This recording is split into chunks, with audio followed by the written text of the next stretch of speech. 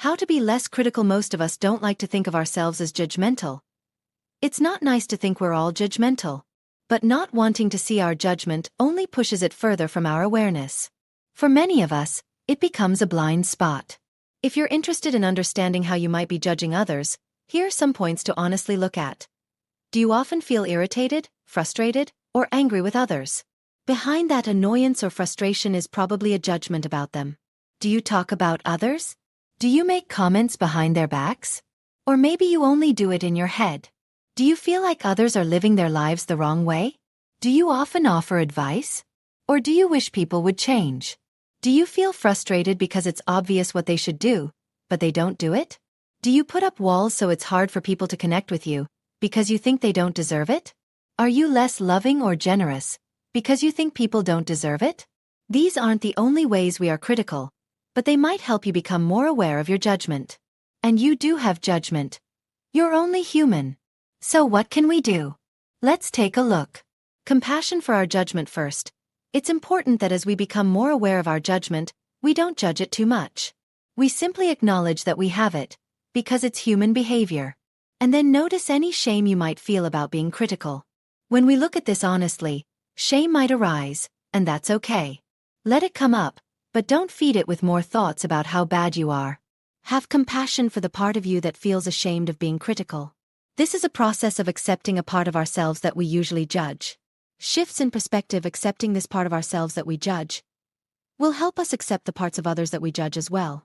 Other people struggle with the same things we do, and if we look within ourselves honestly and feel compassion for ourselves, we'll be able to do that more and more with them. When you notice yourself judging someone else, first notice that you're feeling some fear and frustration, and offer yourself some compassion. You're protecting yourself from fear with your judgment and your story about them. Then see if you can let go of that protection and instead open your compassionate heart toward them. Be generous in the way you see them. Feel how connected you are to them just like them.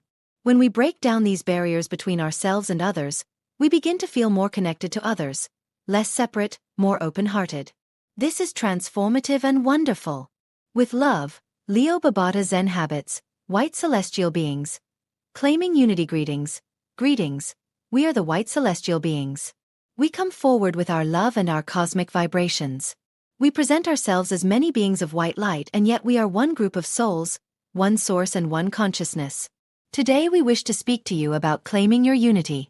We wish to direct your attention to the third eye chakra. The third eye chakra, at forehead level, is like a third eye. It allows you to see, perceive, recognize inwardly, to recognize what is happening within your being and also in the Creator's universe. The third eye chakra allows you to connect with the reality around you. When you are focused on your physical reality, it may seem like the third eye is blocked. The greater potential and capacity of the third eye are connection, unity, the ability to go deeper, to see/perceive/recognize beyond the illusions of the physical world, to see, perceive, recognize energetic planes, vibrations, frequencies, and manifestations. How do you go from being completely focused on physical reality to using the third eye to create and realize the connections and unity you possess?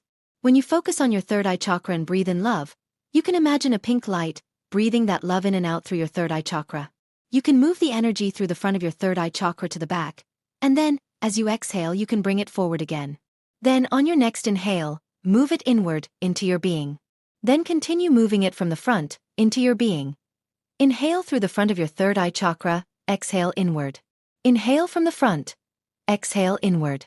Before doing this, you can also expand your heart chakra to fill your entire auric field, so that the love absorbed by your third eye chakra is the love from your heart. This will also act as protection, allowing you to absorb the love of your being and know that it is only love you are connecting with. Your being is automatically connected to the unity of the Creator. You already have a powerful ability to connect to the Creator, to the Creator's universe, and to all aspects of the Creator. This means you have the ability to connect to the consciousness of humanity, to all souls. You may often feel alone and isolated. This is almost the trick of the physical body, yet your third eye offers you the ability to connect, in truth, wherever you wish. We, the White Celestial Beings, wish for you to claim your unity, to connect with your unity, or we could say, to reconnect with your unity. As you practice inhaling and exhaling through the third eye chakra, you can inwardly say that you claim your unity with the Creator right now and that you allow yourself to experience this unity with the Creator. Allow the third eye chakra to connect to the unity of your being and to the unity of the Creator, and to bring this to manifestation and realization for you, within your being now. As you do this, continue to breathe deeply, focusing only on your third eye or the center of your head. Simply breathe in and breathe out unity and connection. You may become aware that your third eye is drawing in the energy of unity from both within your being and from outside. This is forming in your mind, in your head. When this forms, the soul star chakra, above you, and the crown chakra also activate, radiating the energy of unity. Then it's as if your chakras light up, moving down through your body. They recognize and hold the energy of unity and then they activate. It's like you're lighting candles all the way down your chakra column. Then you are radiating the energy of unity.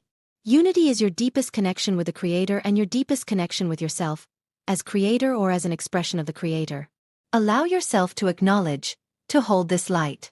You are inviting it to be present. This is you, in a very powerful way, claiming your unity and your connection. When you sit in this light, as if lighting the candles in your chakras every day, you are connecting and aligning with the energy of unity. You are activating the energy of unity within your being. This means that everything within your being, your reality, your creations, your thoughts, aligns with the Creator. Anything that cannot be aligned with the Creator or your true self is discarded. You will begin to recognize that unity appears in your reality to demonstrate to you and allow you to explore what it truly is. This is a beginning in claiming your unity, but it is also a beginning in working in co-creation with the Creator. Tapping into the Creator's energy so they flow through your being, into your creations and your experiences. This is a very powerful state of being, so whenever you feel weak, confused, chaotic or insecure, this is a very powerful space to be in. It will create healing as you sit or exist in this space. Healing occurs on numerous levels. More than you can imagine. Allow yourself to be a source of unity energy.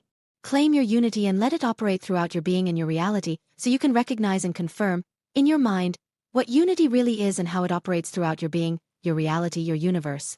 With this confirmation, your power will grow, your confidence will grow, and your connection with the Creator Himself will also grow.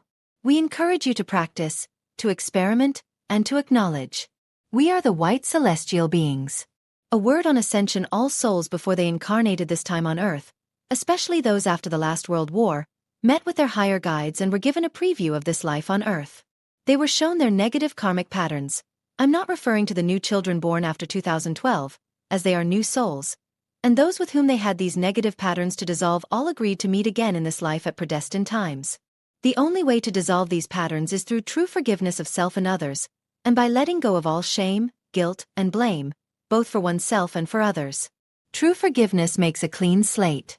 Completely. My soul reading repeatedly emphasizes that, at the same time, all souls were shown and informed that the old Earth would cease to exist, as it had fulfilled its purpose by divine decree, and that the new Earth would be born, as it happened on July 5, 2020. It was made clear to them that, once incarnated, they would have free will to choose whether to ascend or not. This is because many souls tend to fall asleep during incarnation, and will always have wake-up calls along the way. At this crucial time, many souls have awakened and are ascending, and in fact we are far ahead of schedule. That's why the ascension process is now accelerated and we can now fully ascend again to the 7th dimension, as when the first heavens on Earth were created in Elysium and the Lion Kingdom billions of years ago, when there was only one continent, the supercontinent, before the Heaven Wars and then, later, the Lion Kingdom. The Lion people of Lyra, the master architects and engineers, the megalithic sites. Now many souls are still asleep and some simply choose not to ascend. This is their free choice and their free will. No soul is ever lost. I have been told again and again that in their own time and by their own choice they will wake up, and even if this process were to then occur on other newborn planets, they will retrace the evolutionary process from beginning to end, or up to the degree of readiness of their soul for that opportunity. I wrote a whole chapter in my book, Why I Was Born in Africa, The Untold Story of Elysium and the Lion Kingdom, a whole chapter on the origin of darkness. When I asked about these souls, I was answered with empathy. Who are you to judge? If these souls have chosen to experience total darkness and separation, then who are you to judge? We cannot drag any soul into the new earth. It's impossible. You would interfere with their free will choices and pay the price for it. Every soul is sovereign and therefore non-attachment is essential for ascension. You can love and deeply care for another soul, without needing attachment. Nor to judge. What we judge in others, we only judge within ourselves. If souls do not wish to ascend, They will simply resume life elsewhere or in whatever way that constitutes. We truly know very little. Add this understanding. Darkness acts in ways that we, with our limited understanding, do not see and often choose not to see. In truth, only love exists. And it always has and always will. I hope this clarifies the matter. Hell is largely a personal creation. It teaches us to be responsible and to realize all of our voluntary choices. Message from the angels. Savoring moments of peace, my dear friends. We love you so very much. Take a moment every now and then. In moments of peace or contentment, stop. Let yourself be absorbed in the beauty of a moment. Breathe during a quiet walk. Enjoy the sound of water as you wash the dishes. Just before going to bed, feel the blankets, the pillow, and the softness surrounding you. Take a moment to savor and appreciate a meal you usually eat in a hurry. Look into the eyes of a stranger and pause for a moment of pure, quiet connection. And as you enjoy the beauty of a moment, imagine radiating this peace, this contentment, this feeling of connection into the world. You are a calming and uplifting presence. Rich with possibility, every moment offers so much. Life, like a great meal, a good date, or a moment of pleasant connection, is meant to be savored. If you were a gourmet chef, you would pay attention to the mix of flavors, layers, and spices in your food and enjoy a rich experience with every meal. If you were a wine taster, you would sniff the wine, notice its taste, and appreciate the revelation of each layer of flavor on your tongue. If you were a musician, you would notice not just the words and melody, but also the rhythm, the changes, the background instrumentation, and the tempo. For you, music would become a much richer experience than for a casual listener. Dear ones, you can become connoisseurs of life. You can pay attention to the layers upon layers of goodness and love that present themselves to you while you are in a physical body. You can perceive its textures, inhale the subtlest scents, savor the flavors, and marvel at the play of light around you. You can listen to the hum of a fan, the distant notes of a neighbor's radio, or even the sweet, reassuring presence of your own heartbeat. Aware of the present moment, you become kings and queens, enjoying the abundance of the kingdom of heaven, the realm of love on earth. And now, more than ever, it is so important for your well-being to slow down and focus on the good of the here and now. The more you tune into love, the less you will empower hatred. The more you tune into peace, the less you will fuel chaos. The more you appreciate the smallest moments of beauty, grace, and light, the less you will fuel the darkness. It is time to deprive the darkness in your world of the attention it so desperately craves. We are not talking about one individual or another, but rather a vibration of disconnection, chaos, and separation that seems to possess human hearts. Dear ones, lovers of life that you truly are, it is time to empower the vibrations of peace, love, kindness, beauty, and harmony simply by slowing down, noticing them, and appreciating them when they appear on your path. There are many wounded hearts in your world. There are those who seek to conquer nations to feel safe. There are those who seek to kill to find some semblance of life. There are those who hate because they fear that loving will hurt. So many wounded hearts and yet so many who love, so many who care for others, so many who give of their inner wealth every single day of their lives, you included. Focus on the good, and in doing so you will empower the good. In the end, your waves of love will lift the lost. For now, as the dramas unfold on your earth, notice what is and has always been good. The sound of your coffee machine finishing its morning task, the patter of your dog's paws on the tiles, a child's laugh, and a moment of pure, peaceful silence. This simple presence is what it means to be peace. Your peace is needed, appreciated, and helps soothe so many in need. We are sending you this vibration now, dear ones. As you read, take a moment. Listen to the sounds around you. Enjoy the wonderful hum of life. Look around as if you were a child and marvel at the wonders you see. Hold your own hand and caress it in a moment of kindness towards yourself. Feel the surge of neurons firing and perceive the pleasure of touch. Then take a deep breath and allow us to pour our peace and our great love into your hearts. It is good now. God bless you. We love you so very much. The Angels, Intergalactic Council of Andromeda. An important message for the Illuminati. Greetings in the light and love of our infinite Creator. We enjoy the moments we share with all of you. Thank you for this transmission. We address the Illuminati, the Lightworkers, and the starseeds who have anchored the higher light. We wish to share with you some important insights regarding your current journey, the importance of the emergence of your freedom, and the grand unfolding of your divine purpose. Let us begin with the concept of revelation. Many of you long for the full truth to be revealed. The truth about the archontic forces that have dominated your planet for eons. Know that these beings, including those you know as the reptilians, the tall greys, and the Anunnaki, have woven an intricate web of illusions to keep you prisoners in a matrix of suffering and control. These dark forces thrive on the energy of lower vibrational states such as fear, anger, and sadness. They have created a cycle of reincarnation that serves their needs, keeping souls trapped and unaware of their true power. Now, as you enter this new era of awareness, we encourage you to embrace the process of revelation not only on your world stage but also within yourselves. Truth is not merely something that happens outside of you. It is also an awakening of your higher consciousness. We invite you to examine the programming that has been instilled in you. Patterns that inhibit your ability to perceive your freedom and know your inner truth. This is the 3D programming that keeps you reactive, fearful, and separate from your divine essence. An effective way to dismantle these barriers is to practice self-inquiry.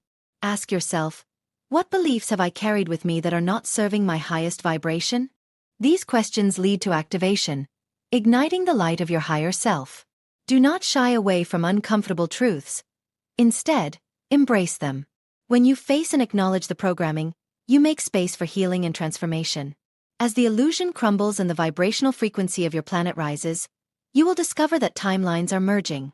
Past, present, and potential future converge, creating a rich tapestry of experiences to choose from. This is a powerful time for light workers and starseeds like you. This is a time when you can consciously choose to enter the reality that resonates with your soul's mission. By aligning with your divine purpose, you become the creators of your reality, freeing yourselves from the chains of the matrix.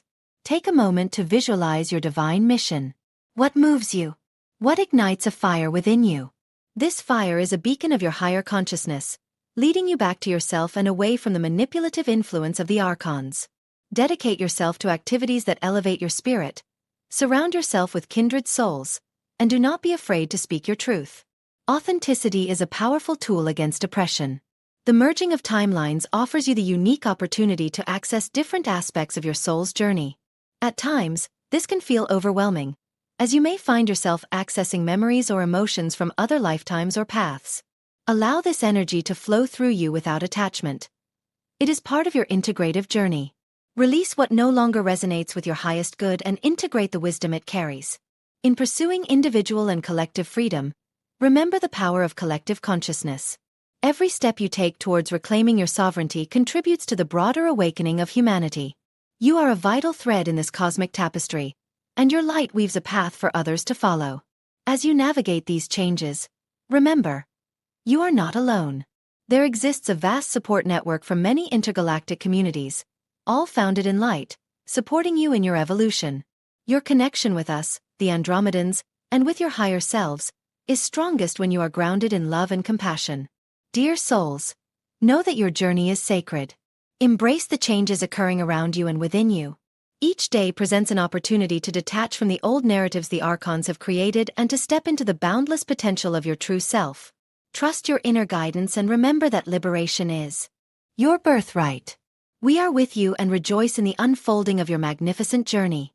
Shine on, dear ones. With eternal love and profound respect. We witness you, we celebrate you, and we honor you. In the love and light of our infinite Creator. We are the Intergalactic Council of Andromeda, here to serve the divine.